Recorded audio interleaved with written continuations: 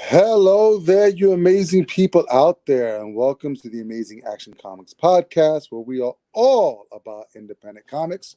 I am one of your hosts, Angel, with John How's Pepe. it going, Angel? Holy shit, it feels like it's been forever. It kind of has. It's good to see you again. Yeah, it's been like, what, 3 weeks? Holy crap, that's almost a month. That's like a year in fucking comic book time. Yeah, I didn't crash the ship when you gave me the keys to drive it for those 2 weeks. I think it went pretty No, well. it Kevin was, was great. He was such a good interview, really nice guy, and it was always good to get my friend Tom back to review some comics. So yeah, I felt like I was replaced there for a second. never. It was good. It was good. Yeah, so I'm back, gang. I had a couple of weeks off with the fam. Got to make sure you spend time with the family so they don't forget you and you can stay happily married. Hopefully there. So yeah, it's coming to the end of the summer. For those of you guys that have kids, you know it's like you're getting happy because they're going back to school very, very, very, very soon.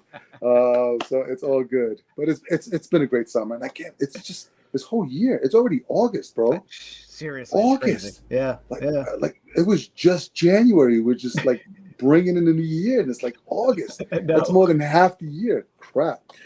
It just goes by so fast. All right, guys. I don't Well, know time because I'm stuck in this interstellar black hole thing, right? Have you ever seen the movie Interstellar?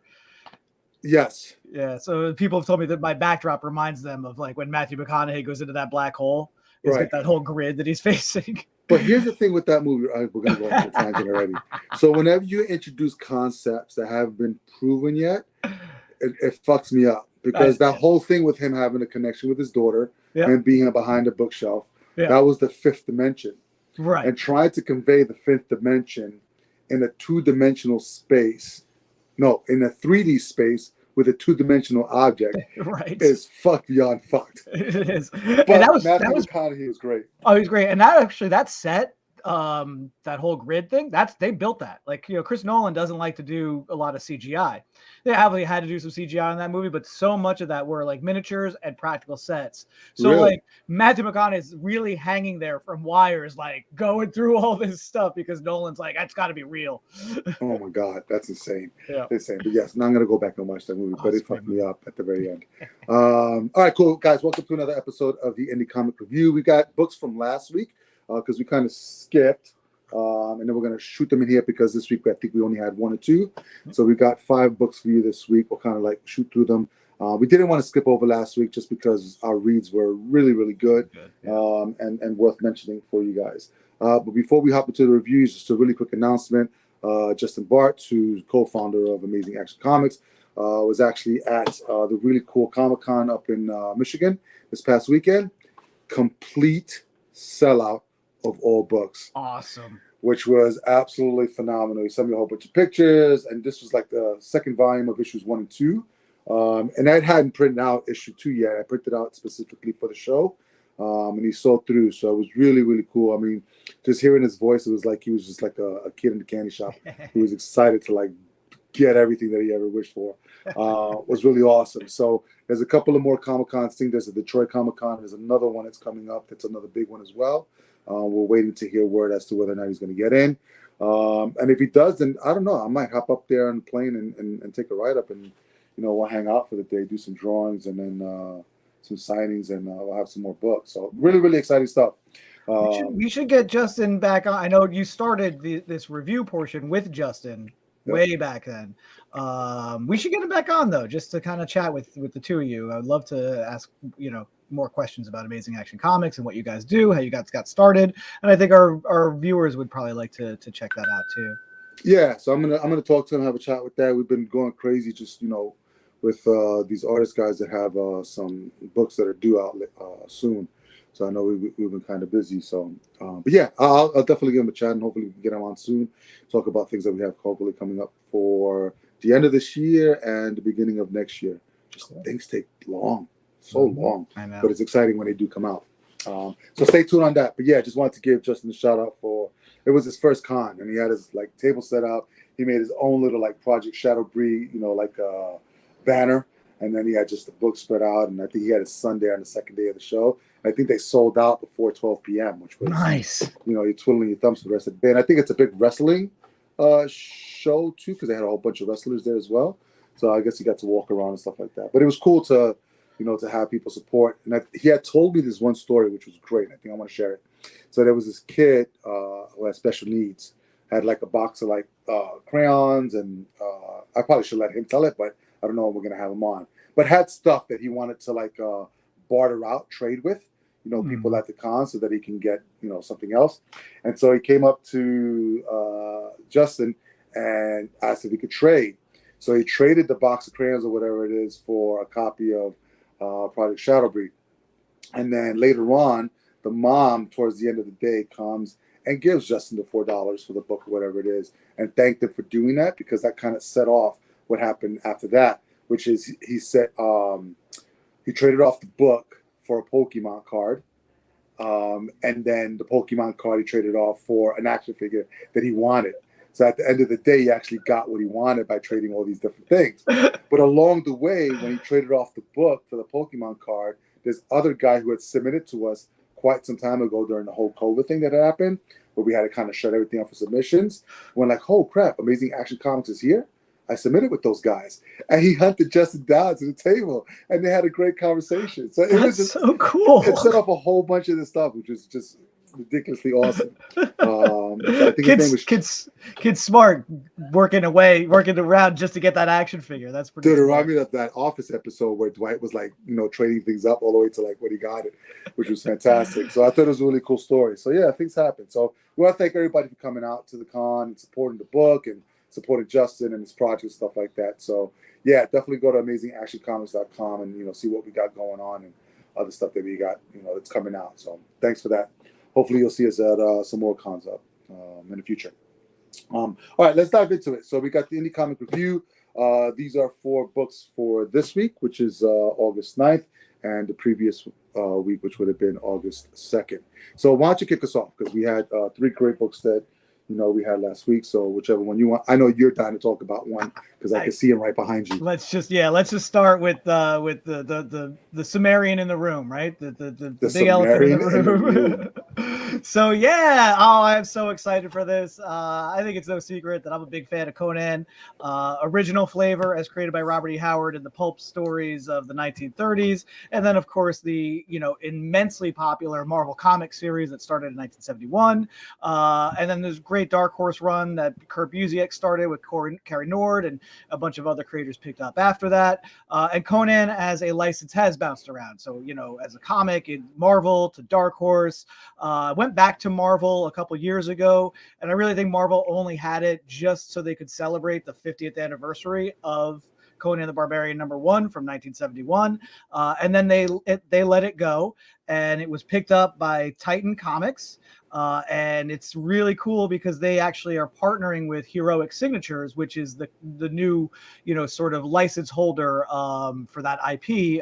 It was originally, I think, Conan Properties Limited, and now it is Heroic Signatures. So all of the Robert E. Howard works are under Heroic Signatures. And so Titan Comics, right off the gate, they have a brand new Conan the Barbarian #1 that came out last week. It was a little delayed. It was supposed to come out in July, but finally came out. A ton of variant covers. There was a beautiful Mike Mignola cover. There was a great Dan Panosian image that was the main cover. Art Germ had a great cover too. I, of course, went with the homage cover to Conan #1 from 1971 that Barry Windsor Smith did, and this is Patch Zurcher. Used to be Patrick Zurcher, but now he's Patch Zurcher. And it's, if you know that image from that Conan #1, it is the same image, but what's really neat, it's from a different angle.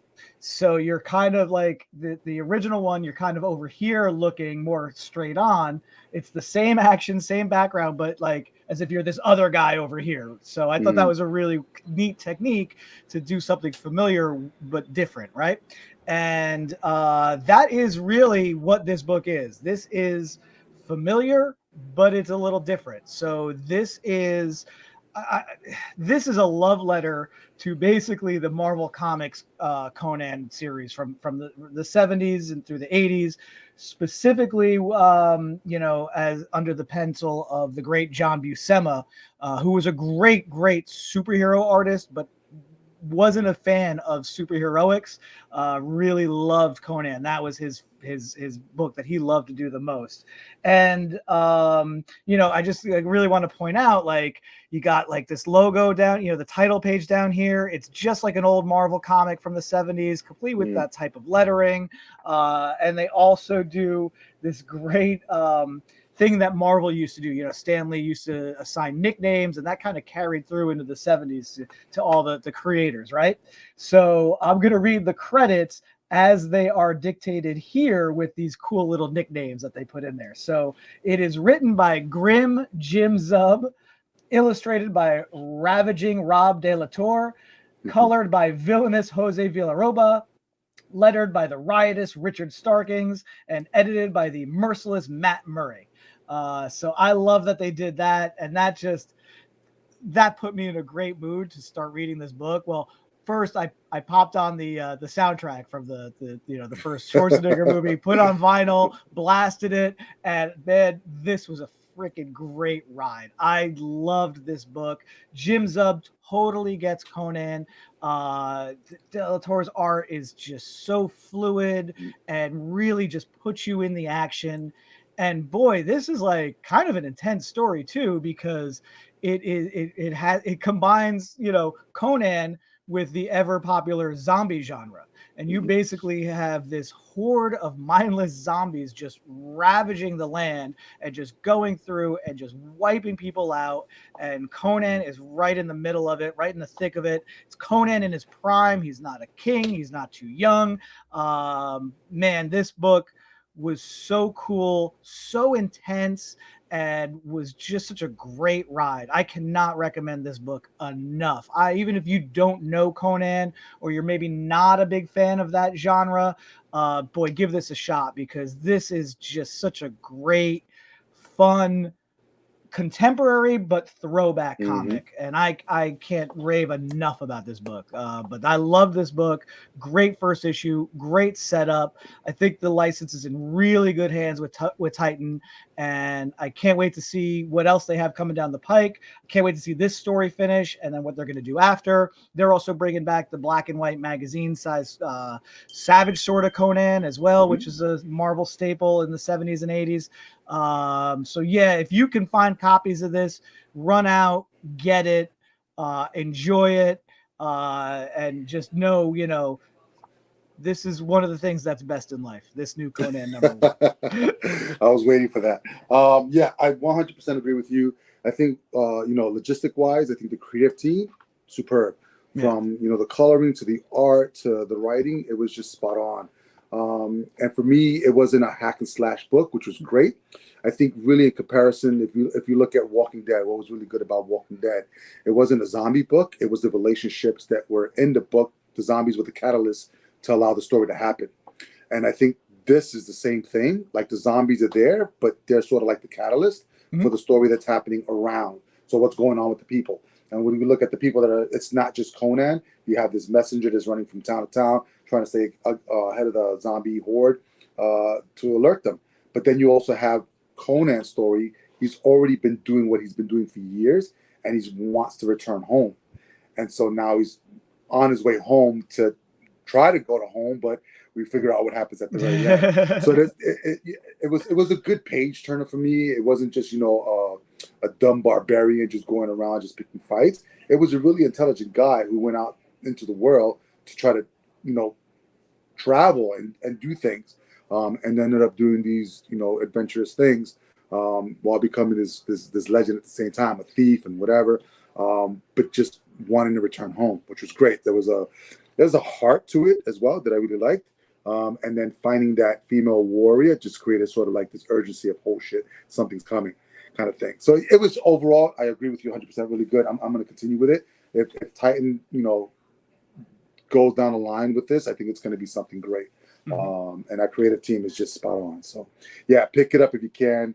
Conan the Barbarian from Titan Comics. You will not be disappointed. And I like what you said, that it does come across that Conan is intelligent, because I think that people who are not that familiar with Conan and maybe only know the two Schwarzenegger movies, which are very good, valid, solid interpretations of Conan. But one of the things it doesn't heighten is his intellect. And that's sort of the thing. That's the hallmark of the Robert E. Howard stuff, and a lot of the Conan material is that there's this perception he's just a mindless barbarian who just hacks and slashes. But no, he is always the smartest guy in the room. He's always thinking. He's incredibly intelligent, and is very much a self-made man as well, as it dictates in here and in the previous stories. He started on going out and adventuring on his own at like 15, 16 years old. And that is something that Jim Zub captures really well. The intelligence of Conan. He's almost like in his era, he's almost like a Bruce Wayne, right? He will figure out and think his way out of a situation, even if the end result of that thinking is, well, I just got to hack everybody around me to death. Right. But he's, there's a thought process there, and I love that. But it's usually not him; it's usually his protagonists or his antagonists that end up being brutal. Yeah, and then force him into that. But I find that ironic because in order for you to be a really good thief, you have to have a really high level of intelligence to be able to plan out all these things. But yeah, go. Just long story short, go out and get it. Do it.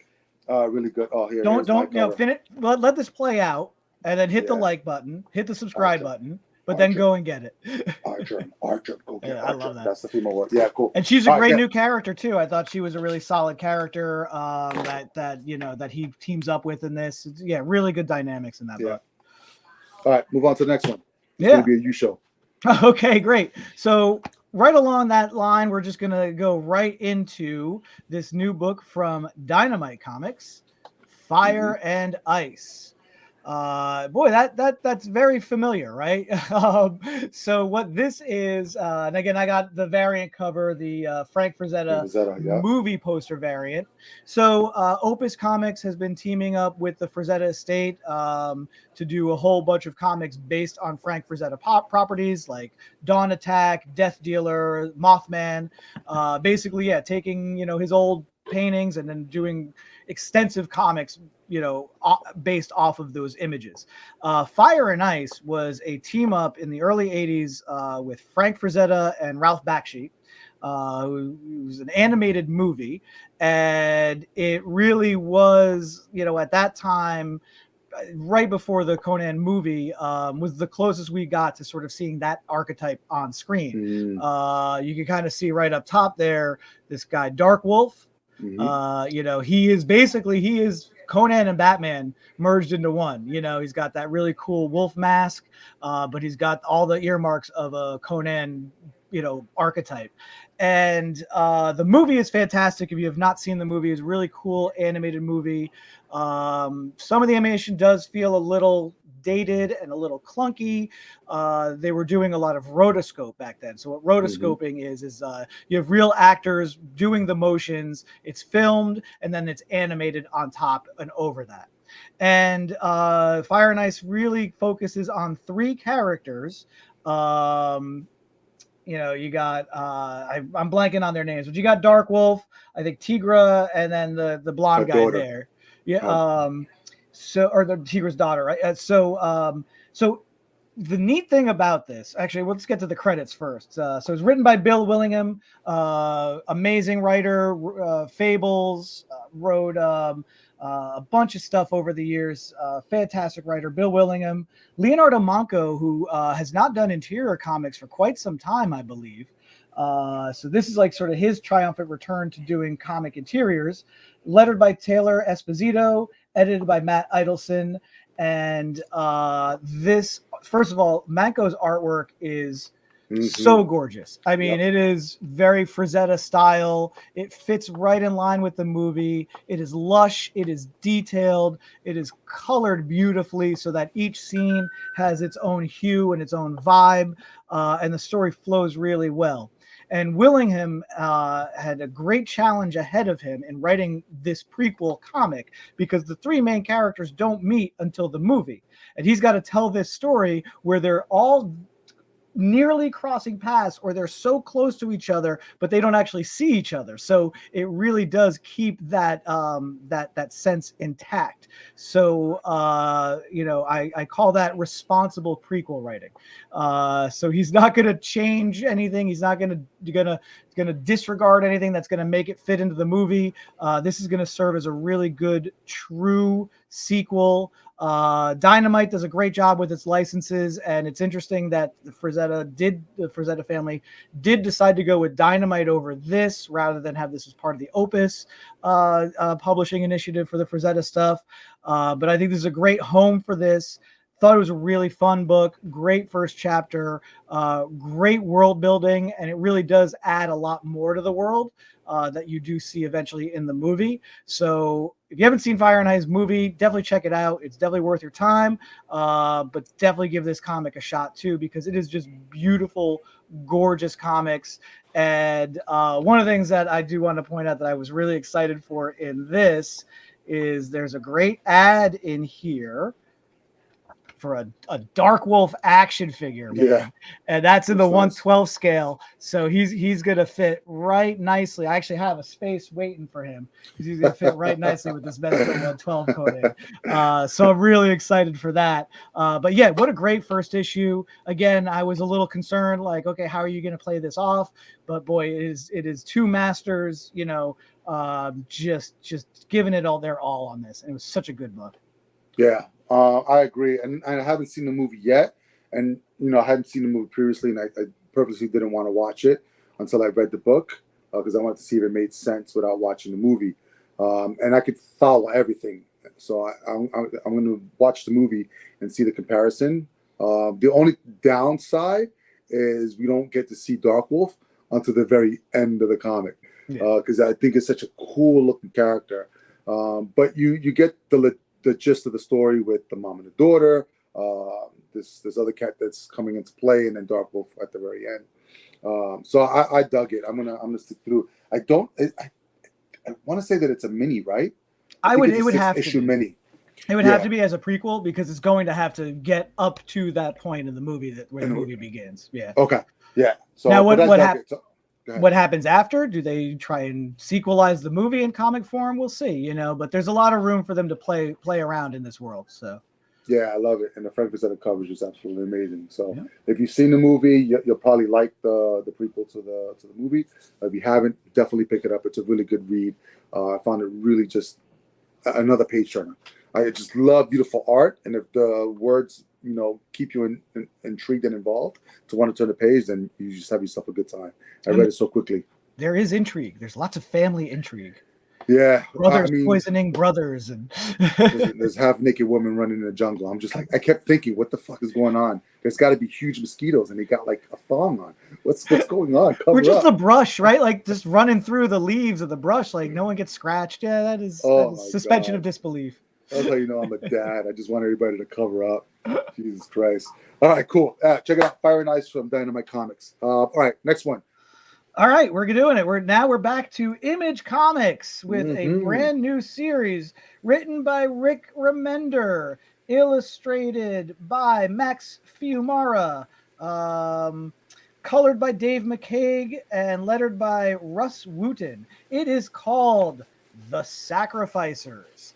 And it's interesting because I did find some similarities in the backstory of this with Fire and Ice, where you basically have this ruling class who sort of dictates everything that happens to those that are living beneath them, so to speak.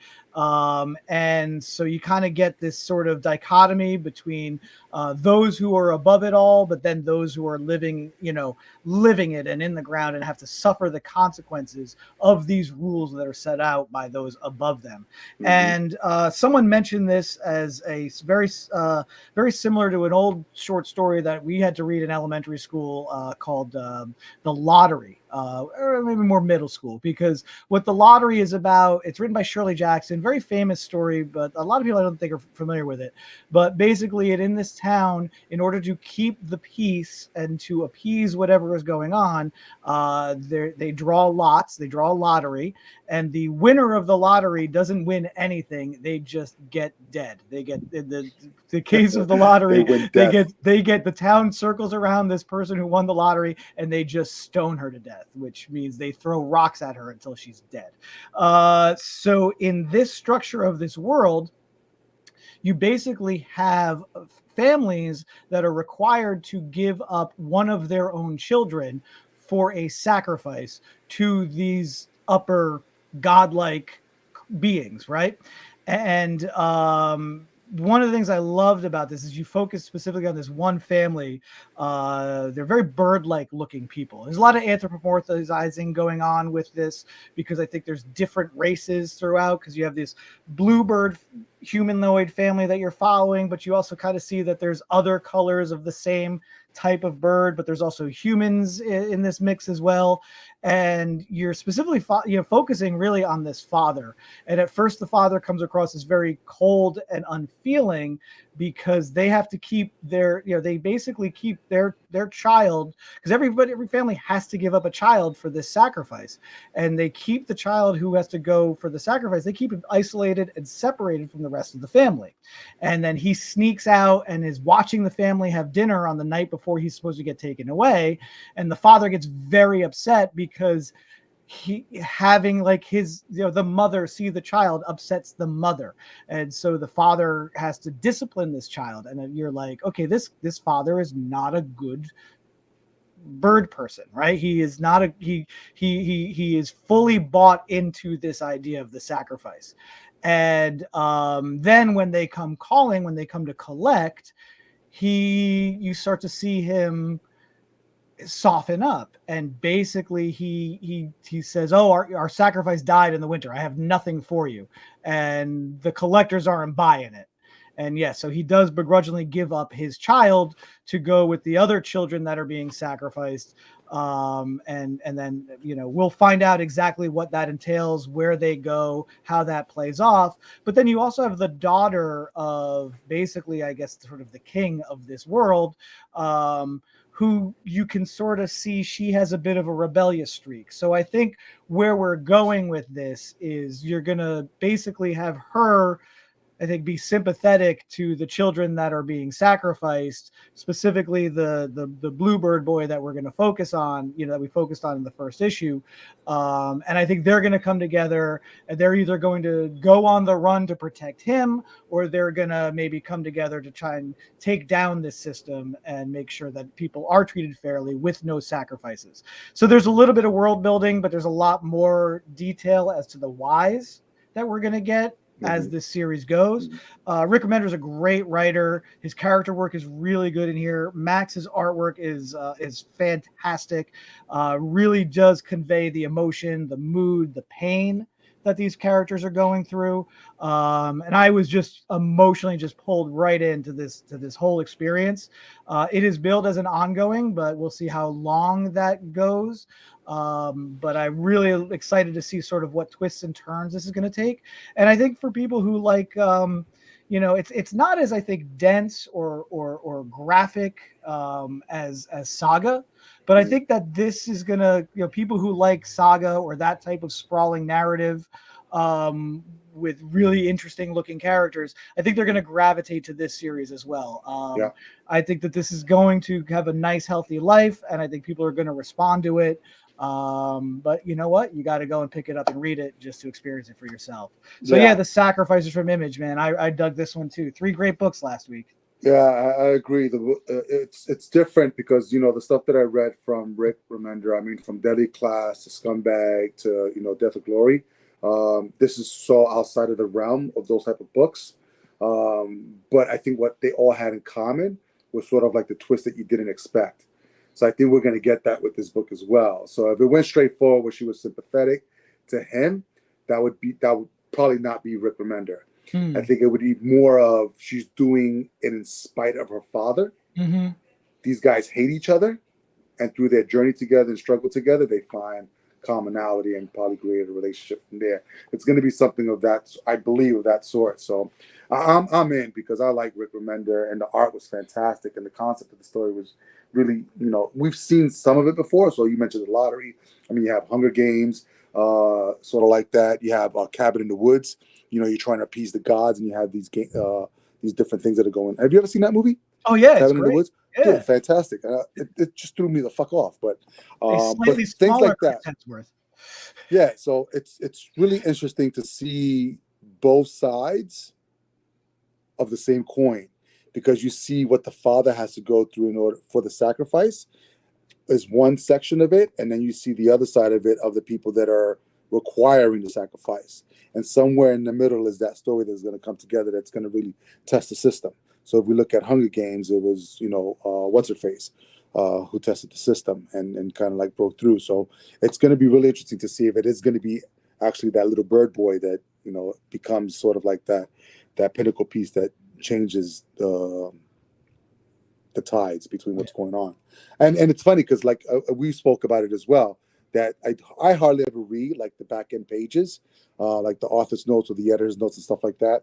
And for him to say that he's always been intrigued by stories that weren't straightforward, or really had to test the reader or let the reader decide what was actually going on, rather than being told what was going on. So if we read comics, you have your narration bubbles, right? And that's usually the narrator telling you what's going on in the story so that you can follow through. He doesn't have any of that shit. Mm-hmm. He wants the readers for themselves to decide what is actually, or decipher what's actually going on. So we had a conversation about the story, and we read two totally different things. And you made me see what you read, and I was like, holy shit, I didn't see it. And I love that. I love the fact that we can read the same thing, but we walk away with two different things. So that means if 100 people read this book, there's possibly more things that they actually got out of it that we didn't. And it'd be great to have a conversation. That's a water cooler conversation. Like, oh shit, I didn't even see that. So this book for me, in that respect, has done something that hasn't been done in quite a while, because it's not straightforward. The story's there, but I think what you take away from it is different from everybody, because you don't have the narration bubbles to tell you this is what's going on. Yep. You have to freaking decipher what's going on in your own head as you're reading it through. So yeah, really great book, Sacrifices from Image Comics. Pick it up if you want to be frustrated and enthralled at the same time. Then this is the book for you. And definitely read what Rick writes in the back, because a lot of what he talks about, especially about what it's like to have a comic book rather than like a graphic novel, to go to a comic shop. I mean, he embraces things that we embrace. And I thought that his words at the end were awesome. And just like I said, just in line with like, I think our shared philosophy of how important comics are as a medium, and how important the community of a comic shop is as well. Right. I thought that was really neat. Yeah, cool. All right, why don't you go to the last one? I think you have the Enfield. Yeah, so this is part of the world of That Texas Blood, as conceived by Chris Condon and Jacob Phillips. This is a sort of prequel. It is the Enfield Gang Massacre. So yeah, it is written by Chris Condon, illustrated by Jacob Phillips, who is the son of Sean Phillips. I didn't know that until reading this. Color assists by Pip Martin. And I think that Jacob also did the lettering, because I'm not seeing a letter credit. I could be wrong, but basically this is, like I said, in the world of the 20-issue series that Chris and Jacob did called That Texas Blood. Chris Condon also wrote one of my favorite one-shots that we reviewed probably about a year or so ago, Hell is a Squared Circle from Aftershock. So Chris is a really good, solid writer. He does great character works. He's really good at work. He's good at getting into characters' heads and conveying what they're thinking, even if he doesn't use thought bubbles, but in their actions and things like that. So basically what you have here is a framing sequence, or an opening sequence, that is sort of like this carnival sideshow thing in Oklahoma in 1906. Doc Mallady's Wild West Sideshow, and there is a carnival barker who is enticing people to come and see this corpse of this guy Montgomery Enfield, I believe his name is. Basically, yeah, he's got the mummified corpse on display, and he urges people to hear the story of how this guy became a corpse. Nice. So then you kind of you dissolve right into the guy from being a corpse to being a living guy. One of the great things in this book are the scene transitions.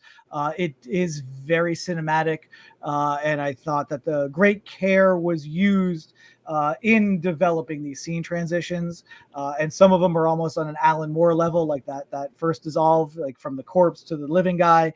So now we're back in 1875. There is a bank robbery committed by this Enfield guy, who is sort of, you can kind of tell he's sort of, he explains later on, he's kind of looking to get out of the bank robbing game, right?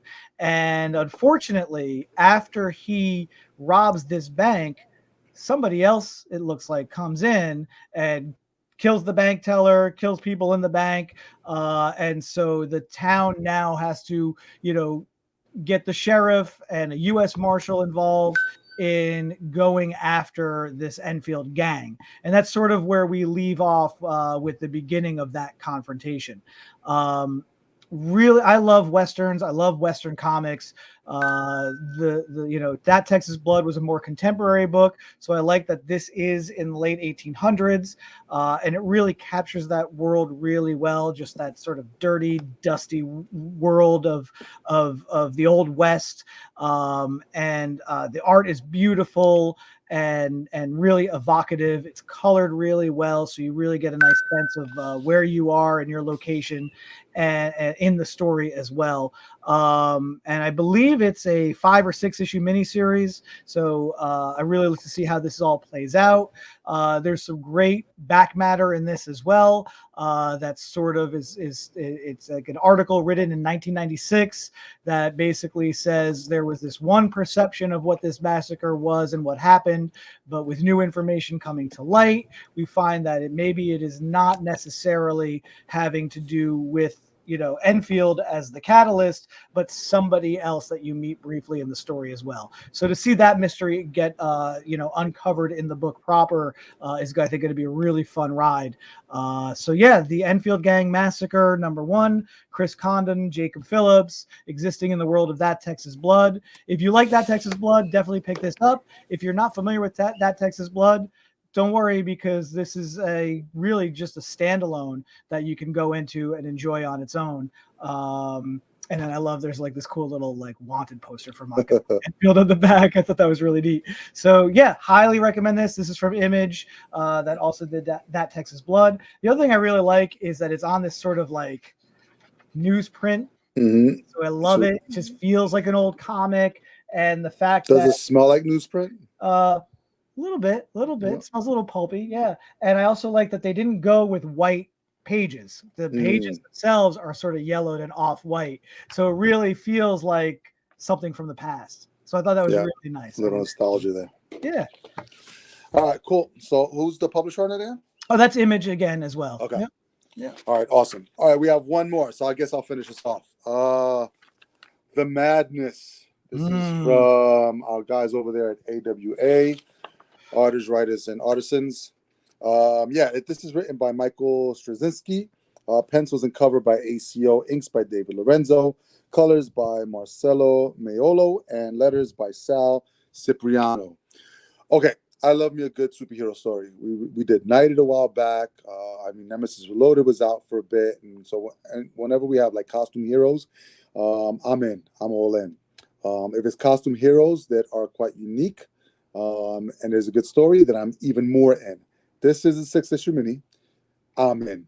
This got me. It's funny because it's like oftentimes we get sort of like the superhero origin stories, but I think we're getting the villain origin stories, even though I don't think villains themselves set out to be villains. Right. I think it's happenstance and situation and what's going on. And I think this is one of those. And basically what we have is this woman who goes by the code name Raven, who is a thief. She just robs from the rich and, doesn't give Gives to the to poor. herself. She gives to herself. But what makes her a little bit unique is that she has a family. Mm-hmm. She has a husband, wants to be husband, and 2 kids from this guy. And basically they're talking about this last job is going to set them up for life and she can get out of it. Now it reminded me a little bit about another an image book, Ambassadors, Mm-hmm. where they have power sets, but they're only able to download a certain amount at a time. But they're shared power sets among a group. So if somebody's using a power set, that person can't download it. This person here can only have one power set at a time. So I'm not sure how many different powers she has, but she can only access one at a time. So it was really cool to have this, this scene of her having a conversation with her partner, saying that if you do this, you can't do this. And this is, you're going up against this and you're definitely going to need this. But if you use that, you can't use that and escape. And it was just a unique, but as she's doing everything, they're having that conversation. And by the time the conversation's over, she's already done what she needed to do and stolen what she needs to steal. And this is pretty much sort of like repercussions of what happens when you do something and don't know what it's attached to. So I kind of like that portion of it, and what happens at the very end of this book to create where she's going to go next. Just had me at like, holy shit. Like, you knew it was coming, but to kind of like see and feel. And I think what got me with this particular book is that when certain things happen to the protagonist, it's usually 1-2 panels, and then all of a sudden that change happens. This was a series of panels where you could actually feel sort of like the pain in that moment. But it wasn't a moment. It was a moment that lasted. Like it was almost like like watching Family Guy, and how what's his face? What's Seth Green? No, what's his name? Oh, Who's Chris. the guy that, no, the guy that created Family Seth Guy. MacFarlane. Seth MacFarlane. Like he holds a moment so that it's so uncomfortable that you're waiting for it to be over. That's what this moment felt like. But I felt like the agony and the pain of what happened to this character because of the way the word bubbles were going and how long they were going for. So that's what I really liked about this particular storytelling style. But yeah, I'm in. To see where it's going to go. It's going to be sort of like a Deadpoolish kind of, I'm going to get everybody back. But there has to be a twist because it can't be a straight up revenge story. Mm-hmm. There has to be something that happens that's going to, keep us wanting to come back. And that's what I'm looking forward to is, all right, this fucked up shit happened to this person, but what's going to be the twist? I mean, obviously we have sort of like their Justice League that's there. And it's crazy because it was the Justice League that caused this to happen, which was really weird. So it's like this sort of like backwards where the Justice League are the bad guys and this person is going to end up being or exposing what the government has going on. So really, really cool. Art great. Writing, had me intrigued. Really good creative team. So for me, definitely worth the pickup, especially if you like sort of like that superhero genre. And this kind of gave it a good, kick in the butt and a twist. Oh yeah. And J. Michael Straczynski, I mean, he's been doing comics, film, television for a long time. Babylon 5 was his show. He did a great run, or a mostly great run on Amazing Spider-Man about 20 or so years ago. Rising Stars, Midnight Nation. I mean, these are all things so he knows comics, he knows storytelling, and he also knows how to take familiar tropes and turn them on their head. So like you said, we have a professional thief who is the good guy in this story, and we have a team of superheroes who, I mean, even in how they are presented visually, are the bad guys. They are never fully seen. They talk in shadows. They bicker among each other. It was really, really well handled. The sort of menace, or the quiet menace, when it comes to this group of superheroes in this world. Now, this is his fifth, this is Straczynski's 5th book in that he's written for AWA, and I know most of them do kind of fit in the same continuity. I don't know if this is the case, but it is. Like you said, like on the surface, it feels like it's just going to be a sort of by the numbers trope, playing on trope story, but there's a lot more going on. Clearly this deals with multiple personality disorder, because this thing that she turns into after this great tragedy apparently is something that has been inside her for a long time, and it took this level of catalyst to unleash the madness, and now that madness is unleashed on the world. And yeah, it's going to be messy, but I think it's going to be a fun ride too. Yeah, I agree. So if you like the superhero genre and you want to see the trope kind of like turn on its head, check it out. The Madness, AWA. Really good stuff. Yeah, so we have some good stuff. That's all that we have for you this week. Before we go, though, one thing. Go out and watch TMNT Mayhem. Holy crap. It's been a while since I've seen a Teenage Mutant Ninja Turtle animated that just had me from the beginning. It was fun. It was unique. The best thing I liked about it was the characterization of each one of the turtles. They had their own. Not only did they have their own personality, but they weren't all the same size. Like Raph was the big guy, and Mikey was the little guy, and Donatello's like really skinny and nerdy with he actually has glasses. Right? And then having Jackie Chan as Splinter was fantastic, and then the whole setup at the very end. I mean, the animation was great because it reminded me of a little bit of like claymation and animation mixed together, because it was like almost stop motion at some times, mixed in with just really great animation. The storytelling was fantastic, even into April, and being able to use Rocksteady and Bebop in a different way, and having a new bad guy, so we didn't have the Shredder again. It was just really fun, and I'm sitting there with my wife, and we took my daughter and her cousins, and we thought you're going to a kids movie, but I never laughed so freaking hard, because just what they did with the script and how they just like stuck it out was fantastic. So if you guys haven't seen it, definitely go. You won't be disappointed, especially if you're a Teenage Mutant Turtle fan. I'm glad, because I was a little concerned by what I was seeing coming out of this movie beforehand, that I was like, oh, looks like it's so much of a departure from what I love about Turtles. But to hear everything that people have said about this movie, that it really does embrace the property, and there's a lot of love for the characters and the material in here, but that just puts a great new spin on it. I'm really happy, and I definitely look forward to checking it out.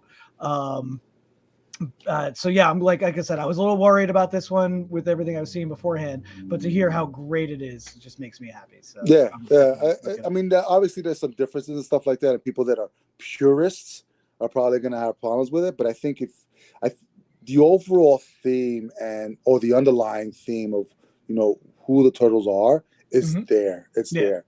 You can change all the ancillary stuff so that you can create I mean, look, we have TMNT Last Ronin. That's not canon. That's an Elseworld story.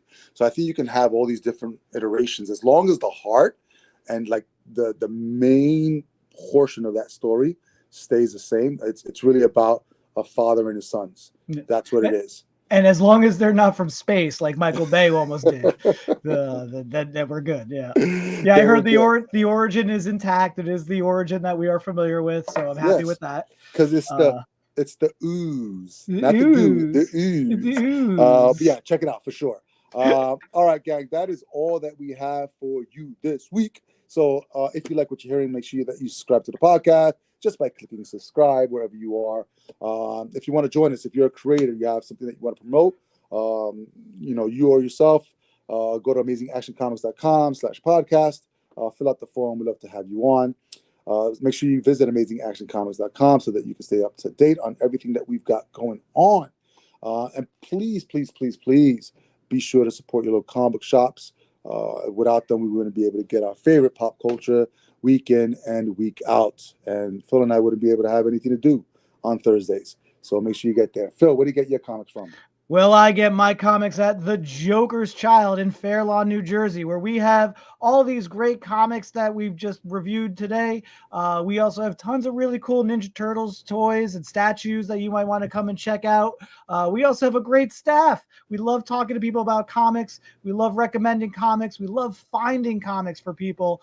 So yeah, come on, check us out at The Joker's Child in Fair Lawn, New Jersey. If that's too far for you, well, I'm sure your town has a local comic shop that has just the same amount of experience and fun that we have at our shop. So, check out your local comic shop. But if you're in New Jersey, come check out The Joker's Child.